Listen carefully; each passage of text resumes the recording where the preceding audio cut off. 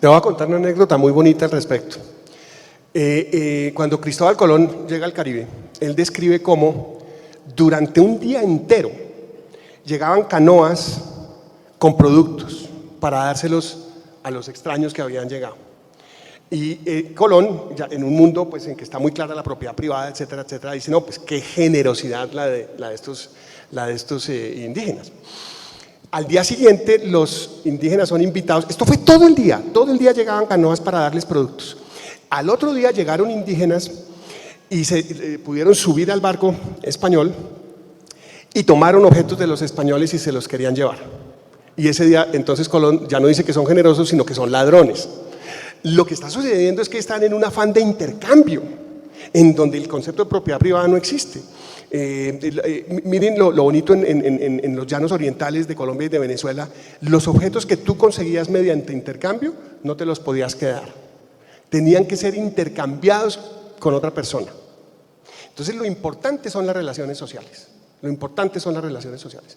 Cuando hay un eclipse de luna, desde un área enorme de las Guyanas hasta los Andes orientales, tú tenías que o romper toda tu cerámica y todos tus objetos, romperlos, destruirlos o dárselos a otra persona. Mira la concepción tan distinta de propiedad. Y por supuesto, lo importante no era tanto el objeto por sí mismo, sino la relación social que tú producías a través del objeto. Y era clarísimo. Los españoles lo malinterpretaron, por supuesto, en términos de su propia cultura, no tenían cómo leerlo de otra forma como lo leyeron, pero lo que estaba sucediendo era una cosa totalmente distinta. A Colón le toca un eclipse de luna en sus viajes, creo que fue el tercer viaje, no estoy seguro, y le pasa lo mismo, de pronto se llena el campamento español de indígenas que les dan todos sus objetos, porque hay eclipse de luna, y Colón dice, claro, los indígenas son tan ignorantes que no saben qué es un eclipse de luna, están asustados y nos están entregando todo esto porque nosotros somos semidioses para ellos. Totalmente equivocado, por supuesto, pero fíjate el afán de relacionarse con el otro, que no solamente era mediante intercambio, sino también mediante guerra, mediante un montón de cosas.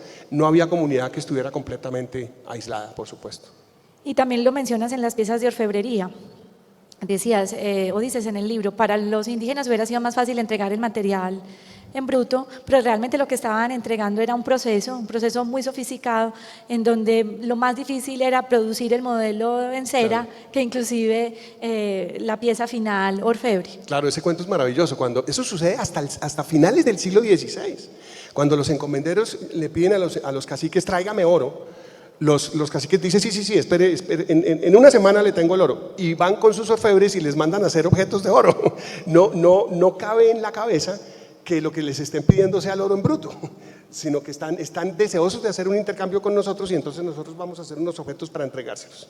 Los españoles fueron ya a finales del 16 muy conscientes de eso, y los encomenderos les llevaban regalos a los indígenas para fomentar que siguieran pagando sus tributos. Entonces es una mentalidad completamente distinta, que yo creo que a estas alturas debemos valorar.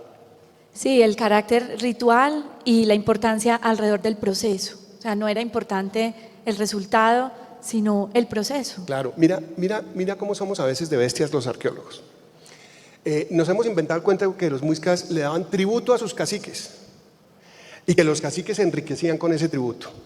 Y cuando analizamos bien la información de archivo, nos damos cuenta que lo que estaban describiendo los españoles eran unas rumbas absolutamente gigantescas en que obviamente la gente llevaba cosas. ¿Sí? Tú no te apareces a una fiesta sin llevar tu botellita de vino. Pues esta gente llevaba comida, llevaba chicha, llevaba de todo, en fiestas que duraban 4 meses. 4 meses.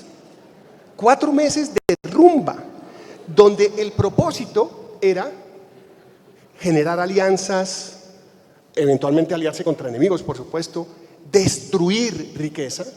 Los caciques después de estas ceremonias probablemente terminaban con menos cosas que antes, donde la idea era forjar relaciones sociales, destruir la riqueza de alguna manera, pero con un propósito social muy evidente.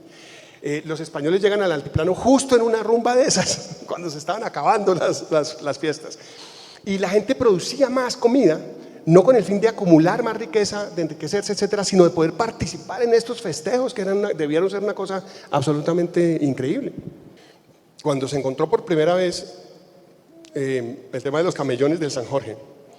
500.000 hectáreas cubiertas de camellones hechas a mano por los indígenas. La primera reacción de los arqueólogos dentro de esta colonización mental que tenemos fue gran producción de alimentos, grandes caciques, poderosos caciques, etcétera, etcétera, etcétera. Pero no, eran unos esfuerzos de producción, de sobreproducción para todos estos temas de festejos. Los festejos eran muy importantes en la sociedad indígena, porque eran, además festejos, obviamente, el ritual, como tú lo acabas de decir, era absolutamente central, era el pegante de las comunidades, el pegante social. Entonces toda esta producción va dirigida a eso, a poder gastarlo en unos eventos absolutamente magnánimos, impresionantes. Algunos conquistadores fueron invitados a esos eventos y los pudieron describir con lujo de detalles. Entonces, no es una producción, uno no se puede imaginar además todo esto produciendo al mismo tiempo en beneficio de unas pocas personas. Los camellones tienen una vida útil limitada, 20, 25 años máximo. Entonces es probablemente un intento de ir rotando en diferentes partes del territorio esta intensificación de la producción con fines sociales, donde lo social es lo más importante, sin que necesariamente se haya destruido un ambiente. Eres muy cuidadoso en el capítulo sobre la violencia. No quieres extenderte innecesariamente para alimentar nuevas o falsas teorías que expliquen por qué a veces sentimos tanto dolor en este país. Así es. Pero lo que sí quieres decirnos es que, yo no sé si llamarlo violencia, porque tú eres cuidadoso, pero sí entender que todo tenía un sentido ritual y que es posible que lo que hoy le demos ese nombre de violencia, lo que eran rituales de paso, reconfiguraciones de alianzas, como otra vez someter las cosas o las relaciones a ciertas tensiones para volver a empezar, porque dices que hay hallazgos en donde hubo una confrontación, poco tiempo después están sembrando juntos. Uno no puede caer en el romanticismo de decir que no existía la violencia. Pues claro que existía la violencia, pero hay que examinar cómo era la violencia, cómo se canalizaba la violencia. La violencia muchas veces se canalizaba para el sacrificio, pero el sacrificio tenía una virtud en relación a nuestra violencia, y es que era una ética de la violencia compartida, y además se basaba en un concepto de la muerte muy distinto. Para nosotros la muerte es el final, habrá un más allá del cual nunca más volvemos a salir, pero es que para las sociedades indígenas la muerte es el inicio de otra vida, y además es la posible transformación en otra cosa, ¿no? Los muiscas pensaban que, por ejemplo, los muertos se podían eventualmente transformar en osos o en venados en el páramo, etcétera. Es decir, esa línea entre la vida y la muerte era muy distinta a lo que imaginamos nosotros. De tal manera que era una violencia completamente distinta, no era una violencia destinada a robar los recursos de otra persona. Eso, o de otra comunidad, eso nunca ha pasado. El ejemplo es muy lindo, ¿no? Dos comunidades que se agarran, dos comunidades muiscas, pelean, etcétera. Después de la guerra, entonces el territorio por el que están peleando uno encuentra unos años después que está siendo utilizado por los dos. Y hay otro caso de guerra muy bonito entre dos comunidades muiscas en que el cacique se queja ante los españoles que había ido a la guerra con otra comunidad y que le habían matado a un indígena. ¿Cómo así? Habían violentado las reglas de la guerra. Ellos no iban a la guerra para matarse, iban a la guerra para tomar prisioneros y después sacrificarlos, pero es distinto a morir en combate. Y hay una cosa muy bonita sobre el pasado prehispánico.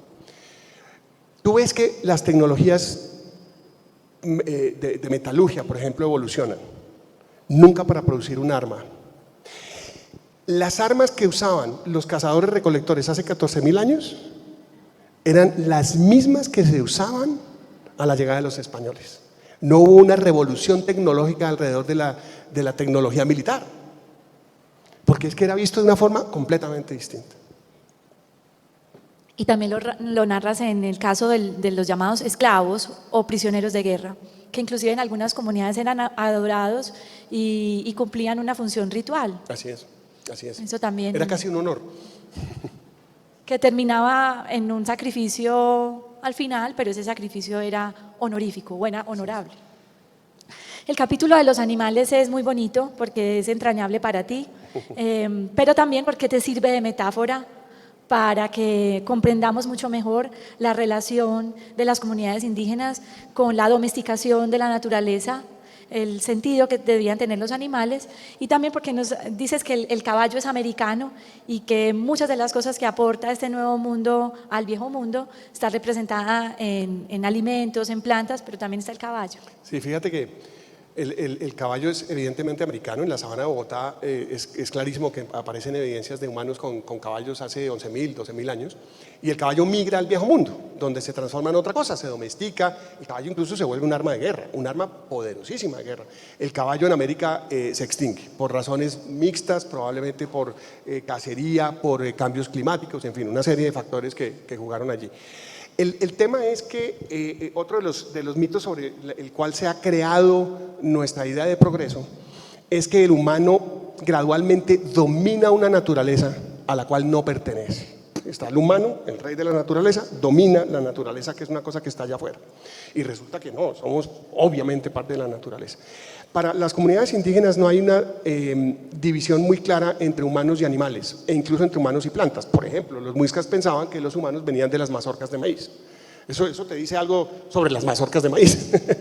Y esa división es una división tenue. No es que no exista, pero es una división muy tenue. Y el humano, ciertos humanos con poderes especiales como el chamán, se puede eventualmente transformar en animal, en jaguar, en ave, en fin, en miles de cosas. Estudiado pues, por muchos antropólogos como Gerardo Rangel Domatov durante muchos años. El indígena veía que los animales, las plantas y las cosas, fíjate lo interesante, tenían una vida social.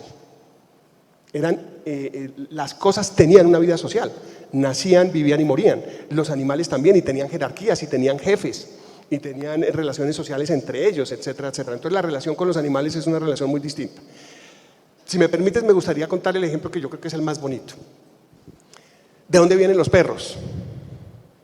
Yo creo que la mayoría piensa, los trajeron los españoles, ¿no es cierto? Pues no. Los perros entraron con los primeros pobladores de América, y en lo que después se conoció como la Nueva Granada, en lo que hoy en día es Colombia, había perros. ¿Cómo describe Cristóbal Colón el primer perro que encuentra en las Antillas? Es fantástico.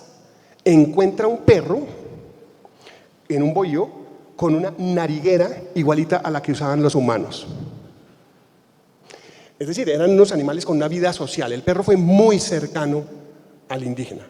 Los aguacos hoy en la Sierra Nevada de Santa Marta consideran que tú te vas al cielo acompañado por tu perro. Tu perro te lleva al cielo, y si tú tratas mal a tu perro, pues bueno, te atienes a las consecuencias. Sin llegar pues a esta cosa que ha generado nuestra sociedad con las mascotas, en que son más importantes que los niños que se mueren de hambre, ¿no? Por supuesto, eso no era la idea. Pero eran seres con vida social. Cuando llegan los españoles con sus perros, son grandes mastines entrenados para la guerra. La forma más común como moría un indígena en combate contra los españoles, que entre otras cosas para los indígenas fue una gran sorpresa, que iban a combatir a los españoles y después los españoles los mataban. O sea, eso era fuera de su visión del rito de la guerra. Iban a lo mismo, a tomar prisioneros, no a matarlos. La manera más común como murieron indígenas fueron aperreados, es decir, los perros se los comían, los mataban literalmente. Y los perros indígenas, ¿qué características tenían? No, muchos de ellos no tenían pelo, es decir, como humanos, y no ladraban, ni siquiera servían para alertar la llegada del enemigo. El perro era un compañero. Y fíjate que lo que empezó a pasar fue que los españoles se comieron a los perros de los indígenas, entre otras cosas los consideraron muy sabrosos. Mientras los perros de los españoles mataban a los indígenas, los españoles se comían a los perros indígenas. Algo parecido a lo que le estaban pasando a ellos. Y obviamente se mezclaron muchas veces los perros españoles con los perros indígenas y produjeron lo que conocemos como Gosque, el maravilloso Gosque. Y los indígenas, fíjate cómo funcionan las categorías culturales, nunca consideraron que los perros de los españoles fueran perros. Nunca. Ellos nunca hicieron la relación de que estos también son perros. Los consideraron peligrosos chamanes convertidos en jaguares. Los consideraron felinos peligrosos. Nunca los consideraron perros. Y así hacen muchas sociedades indígenas hoy en día con el perro bravo, digamos. Entonces, pues eso te da una idea del relacionamiento con los animales que fue, por supuesto, completamente distinto.